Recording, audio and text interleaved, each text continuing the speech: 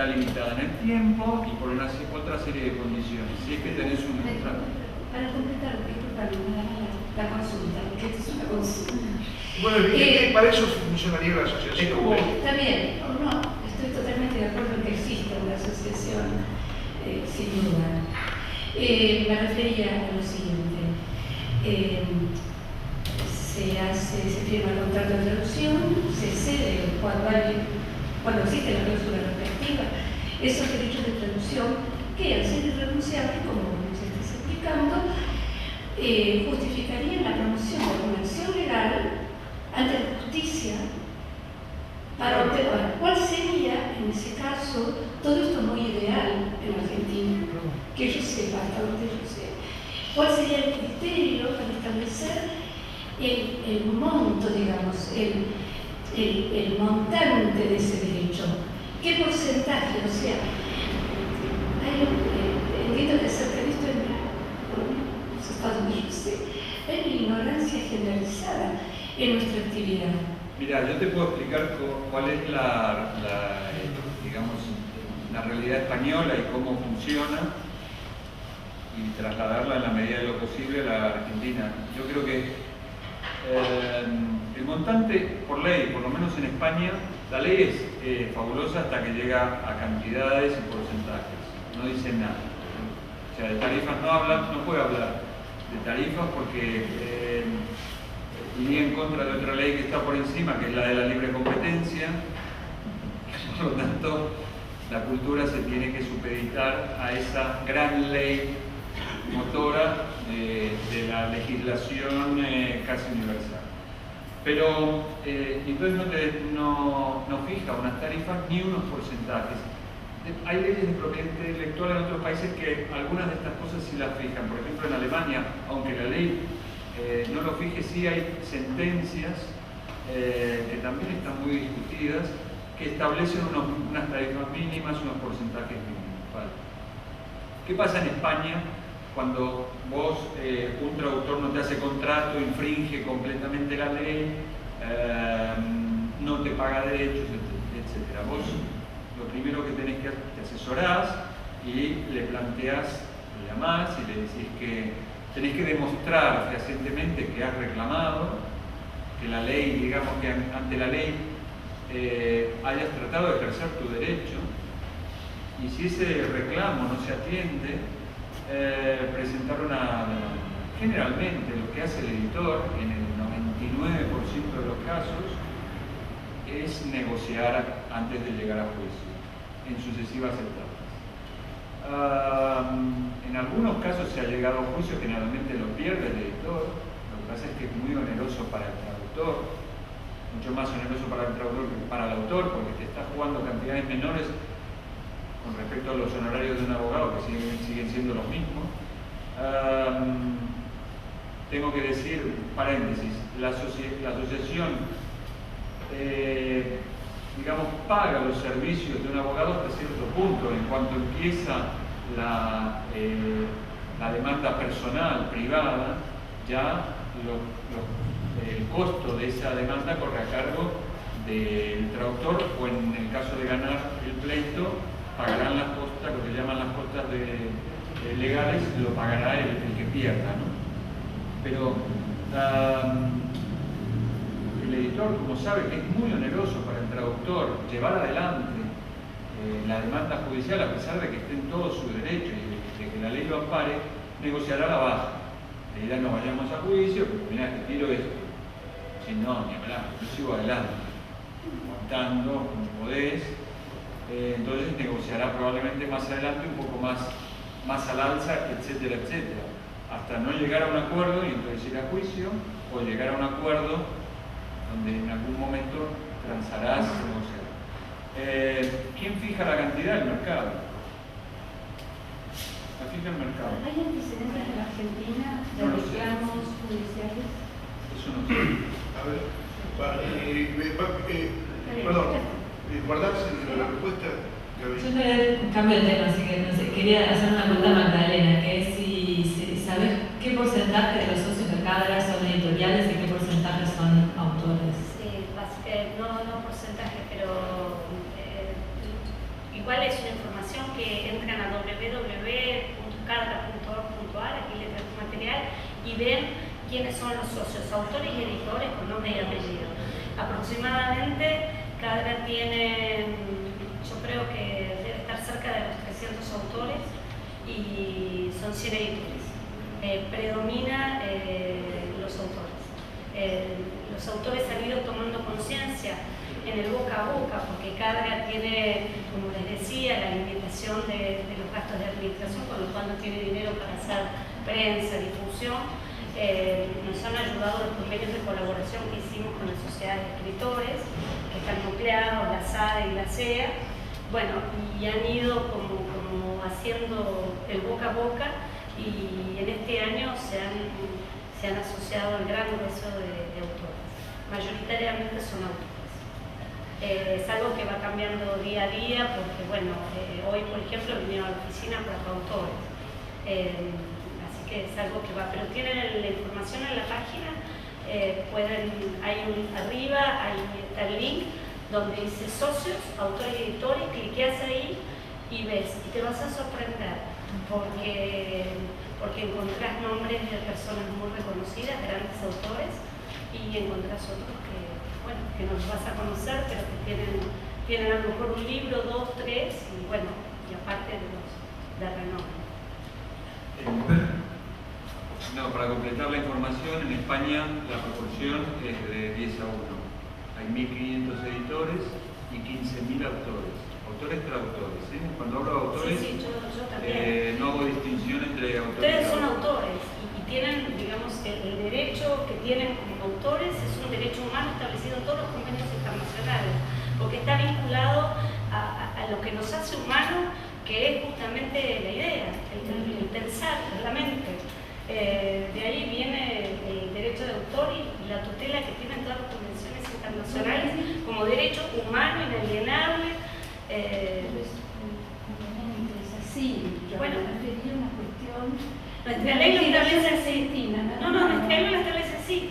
Nuestra ley de 1933, que es viejísima, vetusta, caduca, porque no existía ni una computadora ni nada, tutela tremendamente tu derecho como traductora, porque habla de que sos una autora, porque está tu intelecto, es lo que explicaba Andrés. Vos al traducir transformás esa obra. Vos no escribiste el cuento, pero lo traduciste, lo permitiste viabilizar que otro lo pueda leer en otro idioma.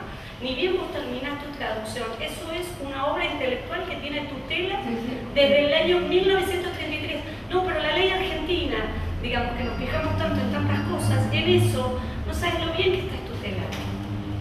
Perdón. Déjame hacer un comentario respecto de eso. Yo tradujo un libro que incluso se está en este momento editando en España, aparece con mi nombre particular, yo quise cobrar acá en su momento. Entonces la presión que me pusieron es que usted firmó el contrato con la editorial en la cual delegaba 100 días de derechos. Yo igual les quiero aclarar. Cadra lo que tutela. Porque es un problema argentino. Cadra lo que tutela, es lo que decía Andrés, son los derechos secundarios. Nada tiene que ver el contrato, digamos, que firmás como traductor, como autor, el llamado contrato de traducción o de edición. Esto es otra cosa, son los derechos secundarios que tienen que ver con la reproducción de tu obra. Es otra cosa. No, es muy importante. A ver, es algo muy importante. Se tendría que entender esto de manera bien clara, porque si no, no se va a entender cómo funcionan las sociedades de gestión, por un lado, y cuáles son los derechos que nos asisten, los derechos legales que nos asisten en la relación contractual con el editor, ¿vale? Una cosa es el uso secundario que se hace de la obra, que no es lo que hace el editor con la obra, sino es lo que hace una casa de fotocopias, un usuario cualquiera, quien sea, que usa el libro ya comprado, ya en circulación, y lo reproduce, ¿vale? Con fines de lucro o no. Eso es un uso secundario. Y de la recaudación de ese uso, derivada de ese uso, se ocupa la sociedad de gestión de derechos de reproducción. el control de los derechos primarios, que es precisamente lo que hablábamos, la cesión del derecho de distribución, de reproducción, distribución y explotación, se tiene que ocupar el que lo cedió, que es el autor, ¿vale? En esa y la ley, evidentemente, la ley que en principio te protege, pero no te protege, la ley no es un ángel que está ahí y cuando se infringe va, ¿no?, con su espada de fuego, no.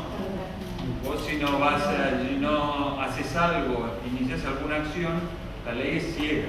Bueno, ese sería el espacio de la asociación. Ese es el espacio de la asociación. Ese es el espacio de la asociación.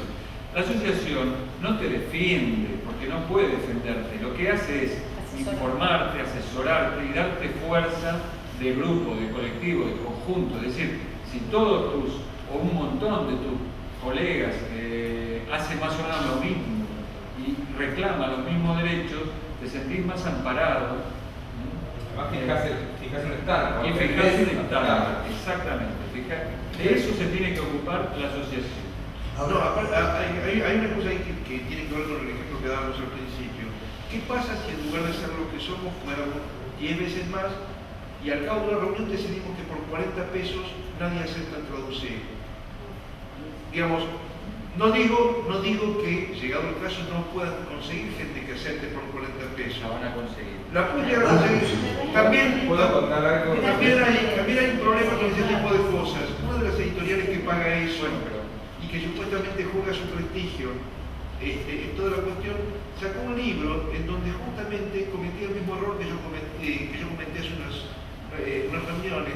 Una editorial argentina que publicó un libro que tuvo que sacar de circulación porque estaba hablando de la antigüedad asiática y hablaba del maíz, porque el traductor que contrataron por 40 pesos confundió la palabra que correspondía, trigo por maíz. Bueno, la seriedad de esa editorial se viene abajo con ese tipo de cosas. Eso llama 40 pesos. Ahora yo quería hacer una pregunta yendo a lo práctico. Yo traduje 50, 100, 200 libros que están dando vueltas por la ciudad. Supongo que mucha gente va a una fotocopiadora y imprime, copia.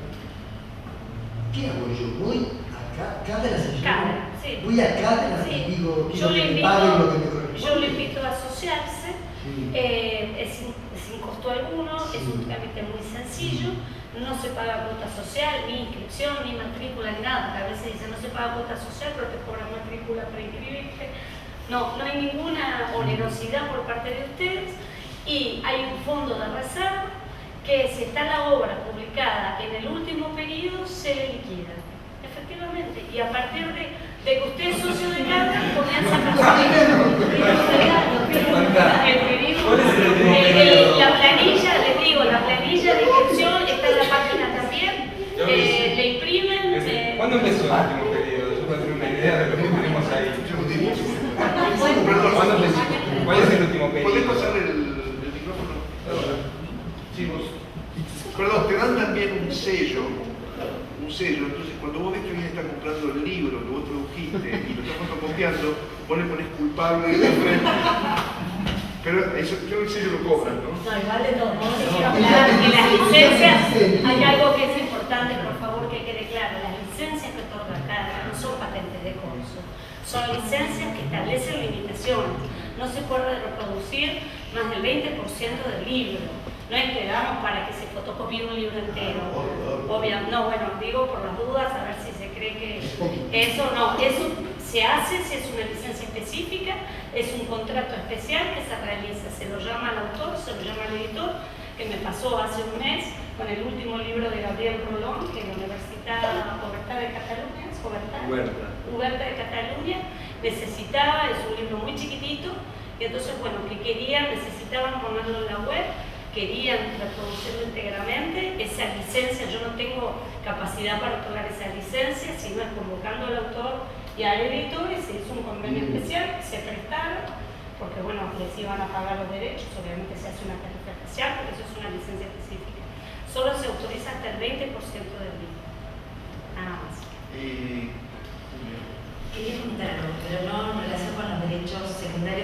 primario con las editoriales. Hace unos años, unos cuantos, las editoriales de ficción de tipo más comercial que había en Buenos Aires eran muy pocas y estaban bastante caracterizadas. La situación era, yo sabía de esta cuestión de los derechos y sabía que tenía que escribir la obra exacto, exacto.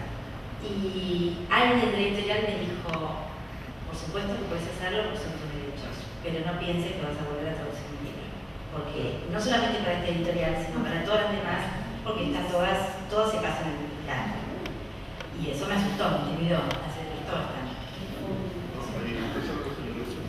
A ver, claro, evidente.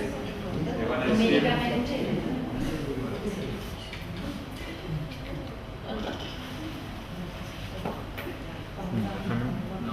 No, está abajo. Es igual, porque creo que va conectado con eso. A ver, argumentos hay miles para que vos no ejerzas tus derechos. Pero precisamente porque hay 1000 argumentos para que no los ejerzas, tenés que tener... bueno. Es importante que también tengas unos cuantos para rebatirlos y para poder ejercerlos. En España no es muy diferente la situación. Hay muchas editoriales que directamente no te hacen contrato. Yo les contaba ahora, hace un rato, Planeta, que es uno de los 3 grupos principales, hace 8 o 10 años no hacía contratos. Y le decías al editor, escúchame, ¿el contrato? No, pero es que es práctica nuestra, nosotros no hacemos contratos. Llevaban 20 años infringiendo la ley. Ahora se dieron cuenta, entre otras cosas porque sus propios abogados les insistieron, que era una estupidez no hacer un contrato. Es decir, te estabas exponiendo a que todos tus autores te hicieran juicios y los perdieras todos. Entonces te hacen contratos. Te hacen unos contratos que son, digamos, donde te pueden plantear, te trampean. Bueno, por eso los tenés que conocer. Ahora, evidentemente, cada vez que uno quiere defender algo que no está contemplado, quiere subir una tarifa, quiere subir un porcentaje, rechaza una cláusula, etcétera, etcétera, lo que te dicen es, bueno, ya te estás jugando el pan, es decir, no sé si te vamos a volver a dar una obra. Claro, si vos cuanto menos informado estás, más carne de cañón sos, es decir, más vas a aceptar las condiciones, agachar el lomo y decir, bueno, está bien, dámelo como sea, pero dámelo. Si vos tenés una red de información que no solamente te informa, sino que puede tomar medidas colectivas, como por ejemplo eso, escúchenme, pidan una tarifa a partir, el que pueda que pida a partir de esta tarifa, que no bajen de informar cuáles son los porcentajes de derechos que se pueden, más o menos que se manejan y que se pueden pedir, qué es legal, qué no es legal, etcétera, etcétera. Entonces llega un momento en que la tomadura de pelo es menor, es decir, empieza a ser menor y menor y menor. Y claro, a ver, no es que la editorial tema perder un traductor. Hace un rato Jorge mencionaba a Miguel Sáenz. Miguel Sáenz, que sería, digamos, el Tom Cruise de los traductores. ¿Sí? O sea que... Pero es así, es decir, que Hollywood le propone una pelea a Tom Cruise y dice que no, y cagada, porque va a perder en la recaudación. Miguel negoció con una editorial que yo me sé una subida de derechos de autor que yo también me sé, el cual es el traductor, digamos, oficial, y además pedido por el mismo autor, y le dijeron que no. Entonces dijo, entonces no lo traduzco, todo es muy bien, no lo traducí, si lo traducirá otro, no soy el único traductor de alemán que tenemos. Y no lo tradujo y se acabó. O sea que, no Pepito que empieza, sino Miguel Sáenz tampoco puede negociar según qué cosa. Bien, pero eso no quiere decir que no puedas, es decir, claro, eso lo regula el mercado. Eso no quiere decir que tengamos que ceder en todo. Y además ese mercado lo conformamos nosotros también, es decir, en la negociación participamos nosotros. Si Miguel pidiese menos, nos perjudicaría a todos los demás. Aunque él pierda en esa negociación, es un precedente que sienta y se va avanzando. En ese tira y afloje vamos avanzando. Ese es el papel de la asociación. Es ese, digamos, el papel fundamental. El otro papel fundamental es, este sería, digamos, el ámbito interno. El otro es el ámbito externo, es decir, que esa situación, que la figura del traductor, no a nivel cultural solo, sino a nivel laboral, gremial, etcétera, etcétera, se conozca. Lo que decía esta señora que estaba sentada ahora ahí, es decir, que los chicos que leen un libro sepan que ese libro está traducido, que hay una persona ahí que trabajó, no que regaló su producción intelectual, sino que trabajó y que cobró por eso, y que es legal, no solamente legal, sino que es humano que cobre por su trabajo. Esa información, esa educación del público, de la crítica, de los medios, pero también del editor, que tiende a ignorar o a suponer que nosotros estamos contentísimos porque tradujimos a Fichte, que le vamos a besar los pies, ¿no? Pues no, estoy trabajando, es nuestro trabajo y tenemos que defender afuera. Y ese es otro de los papeles fundamentales de una asociación, que eduque, que informe, que extienda, digamos, esta realidad hacia afuera. Si nosotros no tenemos visibilidad, difícilmente vamos a poder pelear porque el editor considere que no tiene que contratar a un tipo que confunde maíz por trigo.